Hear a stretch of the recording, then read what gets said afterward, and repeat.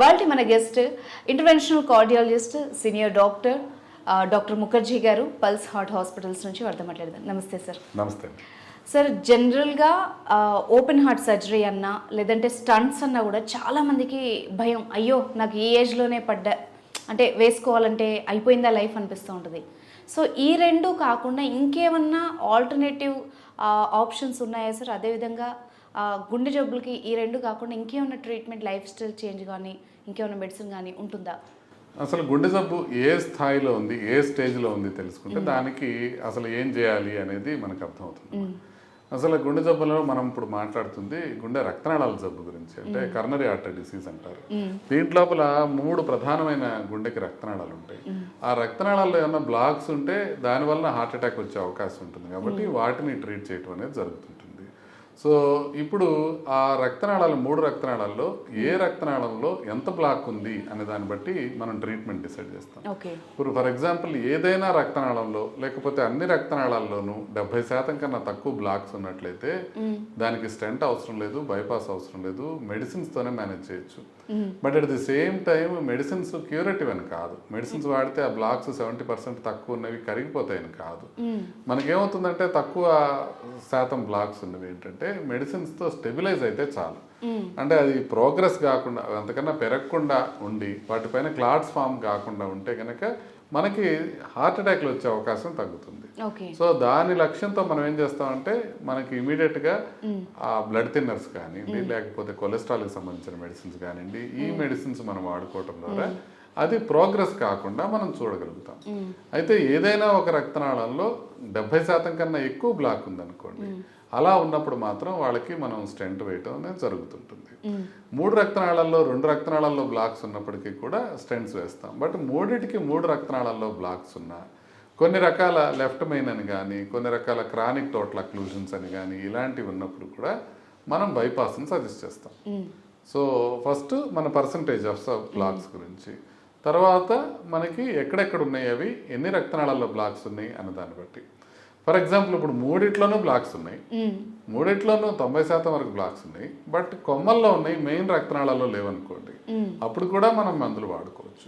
కాబట్టి స్టెంట్లు, బైపాస్లు, మెడిసిన్స్ ఎప్పుడు వేయాలి, ఎప్పుడు వేయకూడదు అనేది కార్డియాలజిస్ట్ చూసి డిసైడ్ చేస్తారు. ఇక్కడ ప్రాబ్లం ఎక్కడ వస్తుందంటే ఒక కార్డియాలజిస్ట్ చెప్పిన దానికి ఇంకొక కార్డియాలజిస్ట్ చెప్పిన దానికి తేడా ఉండొచ్చు. ఎందుకంటే ఈ పర్సంటేజ్ డిటర్మినేషన్ అనేది ఎగ్జాక్ట్ గా కంప్యూటర్లో వచ్చే నెంబర్ కాదు. అంటే ఇప్పుడు 66% వచ్చిందనో అట్లా ఉండదు. 60 to 70%, 70 to 80% ఇట్లా చెప్తారు అన్నమాట. అది మనకి ఎక్స్పీరియన్స్ బట్టి కార్డియాలజిస్ట్ చెప్పే నెంబర్సే తప్ప అవి యాక్యురేట్గా కరెక్ట్గా నెంబర్ ప్రకారం రాదు. సో అప్పుడు ఏం చేస్తారంటే ఒక కార్డియాలజిస్ట్ ఫర్ ఎగ్జాంపుల్ స్టెంట్ వేసుకోమని చెప్తే ఇంకో కార్డియాలజిస్ట్ దగ్గరికి వెళ్ళినప్పుడు సరేనండి మెడిసిన్స్ వాడదామంటే మొదటి కార్డియాలజిస్ట్ని దుర్మార్గుడు అనుకునే ప్రమాదం ఉంటుంది. అట్లా ఉండదు. ఇప్పుడు ఎట్లా ఉంటుందంటే మనకి ఏది కరెక్ట్ అనేది ప్రధానంగా మన సిమ్టమ్స్ బట్టి ఆధారపడి ఉంటుంది, మనకున్న బ్లాక్స్ తీవ్రత బట్టి ఆధారపడి ఉంటుంది. ఒక టైంలో స్టెంట్ ఖచ్చితంగా వేయాల్సిన టైం ఏంటంటే హార్ట్ అటాక్ వచ్చిన టైం. హార్ట్ అటాక్ వచ్చిన టైంలో కనుక మనం ఇమీడియట్గా ట్రీట్మెంట్ చేసి ఇమీడియట్గా స్టెంట్ అమర్చగలిగితే ప్రాణాపాయం బాగా తగ్గే అవకాశం ఉంటుంది. అది మనకి ఖచ్చితంగా స్టెంట్ వేయించుకోవాల్సిన టైం. అప్పుడు ఆర్గ్యూ చేయకూడదు అనమాట, మేము సెకండ్ ఒపీనియన్ తీసుకుంటాం, థర్డ్ ఒపీనియన్ తీసుకుంటాం అనేది చేయకూడదు. హార్ట్ అటాక్ వచ్చినప్పుడు ఏ కార్డియాలజిస్ట్ చెప్పినా ఓకే హార్ట్ అటాక్ ఉంది, హార్ట్ అటాక్ కోసం వేస్తున్నాం అన్నప్పుడు అది వేయించేసుకోవడమే మంచిది, రాదర్ దాన్ని వెయిట్ చేయడం కన్నా. బట్ మిగతా సందర్భాల్లో 1-2 ఒపీనియన్స్ తీసుకోవచ్చు. ఓకే ఇలా ఉంది, దీన్ని ఏమంటారు, ఇంకొకరు చెప్పినప్పుడు మొదట చెప్పిన ఆయనకి కన్నా భిన్నమైన అభిప్రాయం ఉంటే కోపడక్కర్లా. సో ప్రొసీజర్ అవసరమైనట్లు చెప్పిన వాళ్ళు అందరూ చెడ్డవాళ్ళు కాదు, ప్రొసీజర్ అవసరం లేదని చెప్పిన వాళ్ళందరూ మంచివాళ్ళు కాదు. యూజువల్గా ఏమవుతుందంటే ఒకళ్ళు ప్రొసీజర్ అవసరం అని చెప్పిన తర్వాత ఇంకొకళ్ళు ప్రొసీజర్ అవసరం లేదని చెప్పి మళ్ళీ 3 నెలల తర్వాత అదే ప్రొసీజర్ చేసే అవకాశం ఉంటుంది. సో అట్లా కూడా ఉంటుంది. సో అందుకోసమని మనకి కావాల్సింది ఏంటి, మనకి సిమ్టమ్స్ ఏమున్నాయి, లోపల బ్లాక్స్ ఎంత పర్సెంటేజ్ ఉన్నాయి అనేది చూసుకొని దాని ప్రకారం మనం ఒక నిర్ణయం తీసుకోవటం మంచిది. సో ఇంకా కొన్ని ఆప్షన్స్ ఉంటాయి. కొన్నిసార్లు ఏమవుతుందంటే 90% దాటిపోయినాయి బ్లాక్స్, 3 ఉన్నాయి, కానీ బైపాస్ సాధ్యపడదు. ఏంటంటే బైపాస్ ఎప్పుడు చేస్తామంటే రక్తనాళం మొదట్లో బ్లాక్ ఉండి చివరంతా బాగుంది అనుకోండి, ఈ బ్లాక్ ఉన్న ప్రాంతాన్ని బైపాస్ చేయడమే బైపాస్ సర్జరీ. ఆ బ్లాక్ ఉన్న ప్రాంతాన్ని వేరే రక్తనాళం తీసుకొచ్చి దాన్ని కలిపేస్తారు. ఓకే. సో ఆ బ్లాక్ తర్వాత కాబట్టి ఆ బ్లాక్ బైపాస్ అయిపోతుంది. కానీ మొత్తం కిందంతా బ్లాక్ ఉందనుకోండి, ఫర్ ఎగ్జాంపుల్ ఒక రోడ్డు కంజెస్టెడ్ గా ఉంది, సో దానికి ఒక బైపాస్ రోడ్ వేస్తే కంజెషన్ దాటి వెళ్ళిన తర్వాత రోడ్డు కలిసింది. బట్ రోడ్డు మొత్తం కంజెషన్ ఉందనుకోండి, మనం బైపాస్ రోడ్ వేసినా కూడా ఉపయోగం ఉండదు, అది కూడా అక్కడికే వెళ్తుంది. కాబట్టి కొన్నిసార్లు బైపాస్ సర్జరీ ఉపయోగపడకపోవచ్చు, స్టెంట్లు వేయడం సాధ్యం కాకపోవచ్చు. ఇలాంటప్పుడు మెడిసిన్స్ మ్యాక్సిమం వాడుకోవటమే కాకుండా ఈసీపీ అనే ప్రక్రియ కూడా అందుబాటులో ఉంటుంది. దానికి కూడా సర్జరీ చేయకుండా ఈసీపీ అనేది చేస్తారు. కాకపోతే సర్జరీ చేసినప్పటికీ స్టెంట్ చేసినప్పటికీ ఆల్మోస్ట్ ఒక 70-80% బెనిఫిట్ ఉంటే ఈసీపీ చేసినప్పుడు ఒక 10-15% బెనిఫిటే ఉంటుంది. బట్ అది చేయలేం కాబట్టి ఇది చేసుకోవడం, అది చేయలేని స్థాయికి రీచ్ అయింది కాబట్టి అప్పుడు మనం ఈసీపీ చేసుకోవటం. సో యూజువల్గా మీరు అడిగిన ప్రశ్నకి క్లుప్తంగా చెప్పాలంటే మెడిసిన్స్తో చాలా మందికి ట్రీట్మెంట్ ఇవ్వచ్చు. అది కరెక్ట్గా పరిపక్వ స్థితిలో ఉన్నప్పుడు, అంటే స్టెంట్ వేయాల్సిన అవసరం ఉన్నప్పుడు, లేకపోతే సర్జరీ చేయాల్సిన అవసరం ఉన్నప్పుడు అది వేసుకోవటం వల్ల దానివల్ల ఉపయోగం జరిగే అవకాశం ఉంటుంది. Other end of the spectrum ఏంటంటే స్టెంట్ వేసినా బైపాస్ చేసినా ఉపయోగం లేని పరిస్థితుల్లో అప్పుడు మనం ఆల్టర్నేటివ్ మెథడ్ లాంటి ఈసీపీ లాంటిది పెంచుకోవచ్చు. ఇది మనం గమనించాలి. డాక్టర్ గారు, మనం చాలా మందిలో ఒకప్పుడు అంటే 50-60 ఏళ్ల పైబడ్డ వాళ్ళల్లో మనం హార్ట్ డిసీజెస్ కానీ హార్ట్ స్ట్రోక్లు కానీ చూసాం. కానీ రీసెంట్ డేస్లో మరి చిన్నపిల్లలు 10-13 ఏళ్ళు 16 ఏళ్ళు ఇప్పుడు 20-30 ఏళ్ళు వాళ్ళందరూ ఎఫెక్ట్ అవుతున్నారు. అసలు నాకు ఒక 40 ఏళ్ళు అట్లీస్ట్ గుండె జబ్బే రాకూడదు, అప్పటి వరకు నేను హ్యాపీగా ఆరోగ్యంగా ఉండాలంటే ముందుగా ప్రికాషన్స్ ఏం తీసుకుంటే బెటర్? అంటే ఇది చాలా ఇంపార్టెంట్ ప్రశ్న. అందరికీ అంతే కదా, మనకి గుండె జబ్బు రాకూడదు. అవును. మనం దాన్ని 90% వరకు నివారించుకోవచ్చు. 100% కాదు, బట్ 90% వరకు మీకు 60 ఏళ్ళు 70 ఏళ్ళు వరకు కూడా రాకుండా నివారించుకోవచ్చు. ఎలా డాక్టర్? ఎలా అంటే అది ఒక పెద్ద అద్భుతమైన ప్రక్రియ కాదు, మనకు తెలిసిన విషయాలే. మనం ఒకటి రోజు సరిగ్గా వ్యాయామం చేయటం, ఆహారం విషయంలో జాగ్రత్తలు తీసుకోవటం. చాలా మీకు సింపుల్ గా అనిపిస్తుంది ఆహారం విషయంలో జాగ్రత్తలు తీసుకోవటం అంటే. బట్ ఇప్పుడు బయటకు వెళ్ళేటప్పుడు బాగా టైర్ అయిపోయినారు, బిర్యానీ తినేసి వెళ్ళిపోదాం అంటే తినేసి వెళ్ళిపోతాం, మనం ఆలోచించం దాని గురించి. సో ఆహారం, ఆరోగ్యకరమైన ఆహారం తీసుకోవడం అంటే హోల్ ఫ్రూట్స్ కానీ గ్రెయిన్స్ కానీ ఇట్లాంటివి మనం బాగా తీసుకోవటం. ఎక్సెస్ కార్బోహైడ్రేట్ ఉన్న పదార్థాలు అంటే చాక్లెట్స్ కానీ బిస్కెట్స్ కానివ్వండి, లేకపోతే స్వీట్స్ కానివ్వండి, ఐస్ క్రీమ్స్ కానివ్వండి, ఇవాళంటే అవాయిడ్ చేయటము. తర్వాత మనకి కార్బోహైడ్రేట్స్ అధికంగా ఉన్నాయి, కూల్ డ్రింక్స్ లాంటివి అవాయిడ్ చేయటం, మరీ ఎక్సెస్ ఫ్యాట్ ఉన్న సబ్స్టెన్సెస్ కూడా అవాయిడ్ చేయటం. ఇలాంటివి చేసుకుంటూ ప్లెంటీ ఆఫ్ ఫ్రూట్స్ వెజిటబుల్స్ ఎక్కువ తీసుకున్నట్లయితే, సాలడ్స్ తీసుకున్నట్లయితే మనకి ప్రాబ్లమ్స్ వచ్చే అవకాశం తక్కువ ఉంటుంది. సో ఆహారం జాగ్రత్తగా తీసుకోవటం, వ్యాయామం జాగ్రత్తగా చేయటం, అధిక బరువు ఉన్నట్లయితే అది తగ్గించుకోవటం, వ్యసనాలు ఉంటే వాటికి దూరంగా ఉండటం, స్మోకింగ్ చేసేవాళ్ళు మానేయటం, ఆల్కహాల్ తీసుకునే వాళ్ళు తగ్గించుకోవటం, ఇలాంటి వాటితో పాటుగా బీపీ, షుగరు, కొలెస్ట్రాల్ ఈ లెవెల్స్ ఎంత ఉన్నాయో చూసుకొని ఆ లెవెల్స్ని మనం పూర్తిగా కంట్రోల్ పెట్టుకోవడంతో పాటు మానసిక ప్రశాంతత ఉంచుకోవటం, నిద్ర సరిగ్గా పోవటం, వాటర్ సరిగ్గా తీసుకోవటం, ఇన్ జనరల్ అన్నీ మీకు తెలిసిన విషయాలే. ఆరోగ్యకరమైన గుండెకి ఆరోగ్యకరమైన విషయాలు అని మీకు తెలిసిన విషయాలనే 100% పాటించినట్లయితే 90% వరకు మనకి ఏ ప్రాబ్లం రాకుండా ఉండే అవకాశం ఉంటుంది. అంటే మీకు తెలిసిన విషయాలు, నాకు తెలిసిన విషయాలు మనం గట్టిగా గనక పాటించినట్లయితే హార్ట్ ప్రాబ్లం వచ్చే అవకాశం చాలా వరకు తగ్గిపోతుంది. ప్రధానంగా హార్ట్ ప్రాబ్లం ఎందుకు వస్తుంది అని అంటే మనకు తెలిసిన విషయాలను మనం పాటించకపోవటం వల్లనే వస్తుంది. అవును డాక్టర్, ఇప్పుడు మీరు చెప్పిన విషయాలు ఎంత తెలిసినా కూడా ఏముందిలే ఎంగేజే కదా, ఇప్పటి నుంచి ఎందుకులే అంత టెన్షన్ తీసుకోకు ఇలా అనుకుంటారు. నిజానికి ఒక మనిషి ఏజ్ నుండి పూర్తిగా మీరు చెప్పిన జాగ్రత్తలన్నీ పాటించాలి. అవునండి. ఇప్పుడు మీరు చిన్నపిల్లల్లో అసలు నడవడం అనేది ఉండదు, ఆడేవాళ్ళు ఆడతారు, ఆడని వాళ్ళు అసలు ఏం చేయరు. అవును. ఇప్పుడు కొద్దిగా బ్యాడ్మింటన్ క్రికెట్ ఆడుకునే వాళ్ళు ఆడుకుంటారు, లేని వాళ్ళు ఏం చేస్తారు, వాళ్ళు పోయి రోజు నడవరు కదా. నడిస్తే వాళ్ళు కూడా ఫ్రెండ్స్ కూడా ఏమంటారు, మీకేమన్నా 60 ఏళ్ళు వచ్చినాయా, ముస్లిం ఇప్పటి నుంచి ఎందుకు నడుస్తున్నావు అంటే చిన్నప్పటి నుంచే ఒక యాక్టివిటీలో ఎంగేజ్ అయి ఉండటం అనేది అవసరం. అది స్పోర్టింగ్ యాక్టివిటీ కావచ్చు, రెగ్యులర్ గా బ్రిస్క్ వాకింగ్. ఇప్పుడు అందరూ ఆడలేరు కదా, కొంతమంది ఆటలు రాని వాళ్ళు రెగ్యులర్ గా వాకింగ్ చేయడం, ఏదో ఒక ఫిజికల్ యాక్టివిటీకి రెగ్యులర్ గా అలవాటు చేసుకున్నట్లయితే, 20 years అప్పటి నుంచే అలవాటు చేసుకున్నట్లయితే ఏజ్ పెరిగే కొద్దీ కూడా ఏమీ వచ్చే అవకాశం బాగా తక్కువ ఉంటుంది. డాక్టర్ గారు, ఈ హార్ట్ అటాక్కి డేలో ఉండే సమయానికి నిజంగా ఏమైనా లింక్ ఉందా? ఎందుకంటే చాలా మందిలో నైట్ హార్ట్ స్ట్రోక్తో చనిపోవడం, తెల్లవారుజామున హార్ట్ స్ట్రోక్ రావడం ఇవి బాగా చూస్తూ ఉంటాం. నిజంగా టైమింగ్కి దానికి ఏమైనా రిలేషన్ ఉందా? యూజువల్గా తెల్లవారుజామునే హార్ట్ అటాక్లు ఎక్కువ వస్తుంటాయి. ఓకే. ఎందుకు అని అంటే కౌంటర్ రెగ్యులేటరీ హార్మోన్స్ అంటారు. అంటే మామూలుగా నిద్రపోతున్నప్పుడు హార్మోన్ లెవెల్స్ చాలా తక్కువ ఉంటాయి. అందువల్ల బీపీ తక్కువ ఉంటుంది, హార్ట్ రేట్ తక్కువ ఉంటుంది, సింపథెటిక్ నర్వస్ సిస్టమ్ అనేది బాడీలో ఉంటుంది, అది తక్కువ మోతాదులో పనిచేస్తుంటుంది. మనం ఎర్లీ మార్నింగ్లో మనని లేపి మనని డే మొత్తం చూడటానికి వీలుగా hormonal levels, sympathetic nervous system activate అవుతాయి. అవి పొద్దున పూట మనకి యాక్టివేట్ అయ్యేటప్పటికి పొద్దున పూట సహజంగా ఎర్లీ మార్నింగ్లో మన బీపీ పెరగడం, మనకి హార్ట్ బీట్ పెరగడం జరుగుతూ ఉంటాయి. సో ఈ హార్మోన్స్ ప్లస్ ఈ సింపథెటిక్ నర్వస్ సిస్టమ్ ఎక్కువగా ఉండటం వల్ల మనకి హార్ట్ ప్రాబ్లమ్స్ అనేది ఎర్లీ మార్నింగ్లో ఎక్కువ వచ్చే అవకాశం ఎక్కువ ఉంటుంది. సో ఆ ప్రక్రియని ప్రపంచవ్యాప్తంగా యాక్సెప్ట్ చేస్తారు, ఎర్లీ మార్నింగ్ లోనే ఎక్కువ వచ్చే అవకాశం ఉంటుంది. బట్ అట్లనే అప్పుడే రావాలని లేదు, రోజు మొత్తం మీద ఎప్పుడైనా రావచ్చు, బట్ యూజువల్ గా ఎర్లీ మార్నింగ్ లో స్టార్ట్ అవుతుంది. బట్ ద ప్రాబ్లం ఏంటంటే ఇప్పుడు ఫర్ ఎగ్జాంపుల్ ఇప్పుడు ఒక 4 o'clock అటాక్ వచ్చింది అనుకోండి, ఆ వ్యక్తి ఇంట్లో వాళ్ళని లేపడానికి కూడా సందేహిస్తారు ఈ టైంలో ఎట్లా అని. సో ఇప్పుడు కుటుంబ సభ్యులను లేపడానికే సందేహిస్తారు, ఆ టైంలో డాక్టర్స్ ఉంటారో లేదో అనుకుని నెమ్మదిగా 10 గంటలకు వెళ్ళేటప్పటికి హార్ట్ అటాక్ వచ్చిన మొదటి 6 గంటల లోపల మనం యాంజియోప్లాస్టీ కానీ లేకపోతే ఇంజెక్షన్స్ కానీ ఇచ్చినట్లయితే ప్రాణానికి ప్రమాదం గణనీయంగా తగ్గే అవకాశం ఉంటుంది. కానీ మీకు 4 గంటలకి ప్రాబ్లం వచ్చి 10 గంటల తర్వాత మీరు హాస్పిటల్కి వెళ్ళినట్లయితే ప్రమాదం చాలా చాలా ఎక్కువ ఉంటుంది. అంటే ఒకసారి 6 గంటలు గడిచిపోయి గుండె డ్యామేజ్ అయిపోయిన తర్వాత మనం ఎంత చేసినా కూడా పార్షియల్ రిజల్టే ఉంటుంది.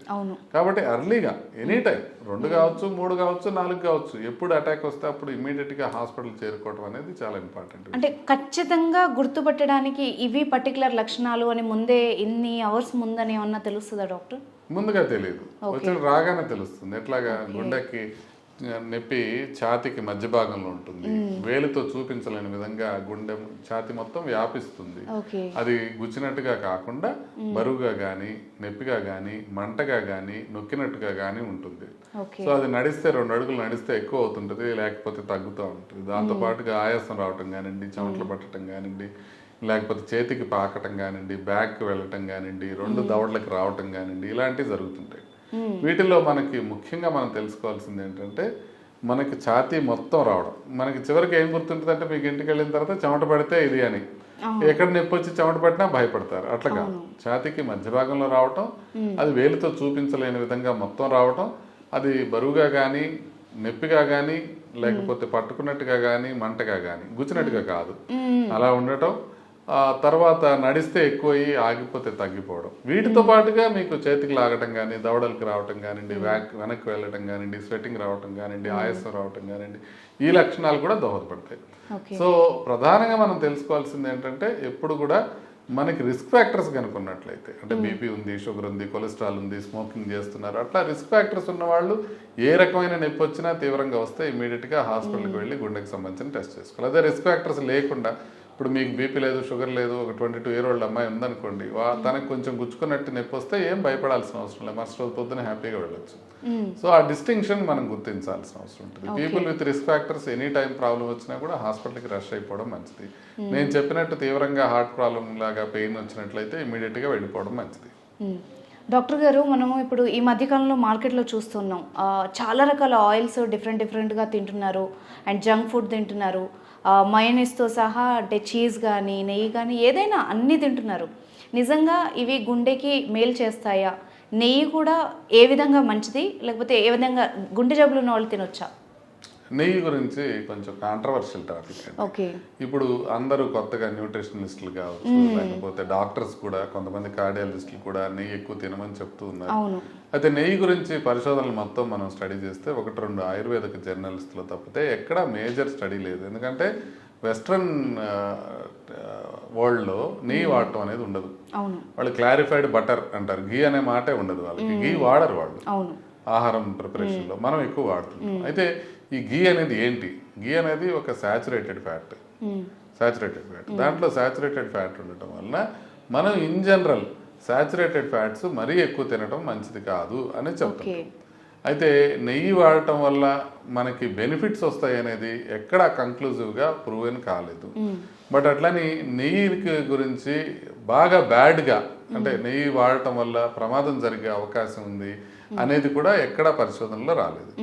బట్ ఇప్పుడు దాకా మనకు తెలిసిన డేటా బట్టి నెయ్యి ఒక సాచురేటెడ్ ఫ్యాట్ కాబట్టి నెయ్యిని బాగా మనం వెన్నని బాగా బాయిల్ చేసినప్పుడే మనకి నెయ్యి వచ్చే అవకాశం ఉంది, రిపీటెడ్గా రీహీట్ చేసినప్పుడే వచ్చే అవకాశం ఉంటుంది. కాబట్టి నా ఉద్దేశంలో ఎక్సెస్ మొత్తంలో నెయ్యి తినడం అనేది మంచిది కాదు. సో ఈ విషయంలో ఈ కార్డియాలజిస్టులే కొంతమంది నాతో విభేదించవచ్చు, కానీ నేను చెప్పేది ఏంటంటే దాని గురించిన కంక్లూజివ్ ఇన్ఫర్మేషన్ లేనప్పుడు మనం ఏ కొవ్వు పదార్థాన్నైనా పరిమితంగా తీసుకోవాలి, దాన్ని ఎక్కువగా తీసుకోకూడదు. అది మిగతా నూనెలాగానే లేకపోతే మిగతా శాచురేటెడ్ ఫ్యాట్స్ లాగానే మనం దాన్ని కూడా కొంచెం సస్పెషన్తోనే చూడాలి. అది ఆవు నెయ్యి కావచ్చు, గేదె నెయ్యి కావచ్చు, ఏ నెయ్యి అయినా తప్ప మనం ఎక్కువగా వాడటం అయితే మంచిది కాదు అనేది నా అభిప్రాయం. డాక్టర్ గారు, ఇప్పుడు మీరు అన్నట్టుగా పాల విషయంలో కూడా ఒక డౌట్ ఉంది. అంటే ఆవు పాలైతే కొలెస్ట్రాల్ తక్కువ ఉంటుంది, లేకపోతే టోన్డ్ మిల్క్ తీసుకోవచ్చు. అంటే గుండె జబ్బులు ఉన్న వాళ్ళు కానీ మీరు అన్నట్టు బాడీలో హెల్దీ కొలెస్ట్రాల్ లేని వాళ్ళు కావచ్చు. అంటే వాళ్ళు ఏ డైరీ ప్రోడక్ట్స్ వాడితే బెటరు, ఏం తింటే బెటరు? అంటే పాలు ఇప్పుడు మీకు శాచురేటెడ్ ఫ్యాట్స్ ఎక్కువగా ఉంటాయి. నార్మల్గా పాలు హోల్ మిల్క్ తీసుకుంటే ఒకవేళ కొలెస్ట్రాల్ ఎక్కువగా ఉన్న వాళ్ళు ఏంటంటే అలా వెన్న తీసేసిన పాలు అంటే టోన్డ్ మిల్క్ తీసుకుంటే సరిపోతుంది. ఇప్పుడు టోన్డ్ మిల్క్ ఉంటుంది, డబుల్ టోన్డ్ మిల్క్ ఉంటుంది, తర్వాత స్కిమ్డ్ మిల్క్ ఉంటుంది. స్కిమ్డ్ మిల్క్ అంటే ఆల్మోస్ట్ 0 మోతాదులో ఉంటుంది ఫ్యాట్ అనేది. సో ఆ ఫ్యాట్ కంటెంట్ అనేది కొద్దిగా లిమిట్ చేసుకోవడానికి పనికి వస్తుంది. మనం ఎక్కువ ఫ్యాట్ తీసుకోవడం మంచిది కాదు. ప్రపంచంలో ఏదైనా ఖచ్చితంగా బ్యాడ్ ఫుడ్ అనేది ఏదైనా ఉంది అని అంటే అది high fat high carbohydrate food. అంటే బాగా అన్నం తినేసి ఇప్పుడు ఈ మధ్య అందరూ తినమంటున్నారు, ఫ్యాట్ ఏం పర్వాలేదు అంటున్నారు అని చెప్పి శుభ్రంగా మటన్ కానీ నెయ్యి వేసుకొని తినేసి కీటో డైట్ అంటే కార్బోహైడ్రేట్ చాలా తగ్గిస్తారు. కార్బోహైడ్రేట్ బాగా తగ్గిస్తారు, 50 గ్రామ్సే తీసుకోవాలి కీటో డైట్ లో. సో అట్లా తీసుకోవడానికి కొంత పార్షియల్ బెనిఫిట్స్ ఉంటాయి. ఎట్లా మనకి వెయిట్ తగ్గిపోవడం కానివ్వండి, ఇలాంటి బెనిఫిట్స్ ఉంటాయి.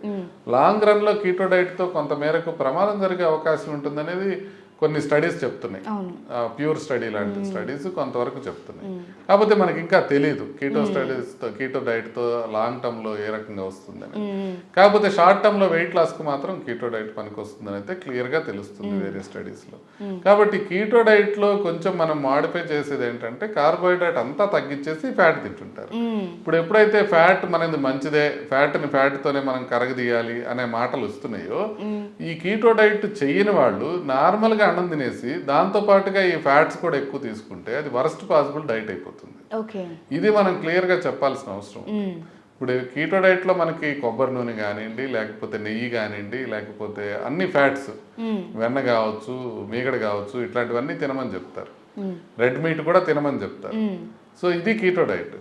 సో ఈ కీటో డైట్ తీసుకునే వాళ్ళు కార్బోహైడ్రేట్ కూడా కలిపి కీటో డైట్ తీసుకుంటే మాత్రం అది high carb high fat diet అవుతుంది. ఇప్పుడు దాకా ప్రూవ్ అయిన అన్నిట్లోనూ వరస్ట్ పాసిబుల్ డైట్ అదే. సో ఆ ట్రాప్ లో పడకూడదు. కీటో తీసుకుంటే మనం ఇమీడియట్ గా వెయిట్ తగ్గడానికి కానీ కొన్ని పారామీటర్స్ మంచిగా అవడానికి కానీ ఉపయోగపడుతుందని తెలుసుకుంటూనే లాంగ్ టర్మ్ లో మనకి ఏ విధంగా ఉంటుందో అనేది మనకి తెలియదు అనుకుని మనకు తెలుసుకొని కీటో డైట్ తీసుకోవచ్చు. బట్ లో కార్బ్ హై ఫ్యాట్ డైట్ తీసుకుంటే అది కీటో డైట్ అవుతుంది. High carb high fat diet తీసుకుంటే అది కీటో డైట్ కాదు కదా, వరస్ట్ డైట్ అవుతుంది. Thank you very much.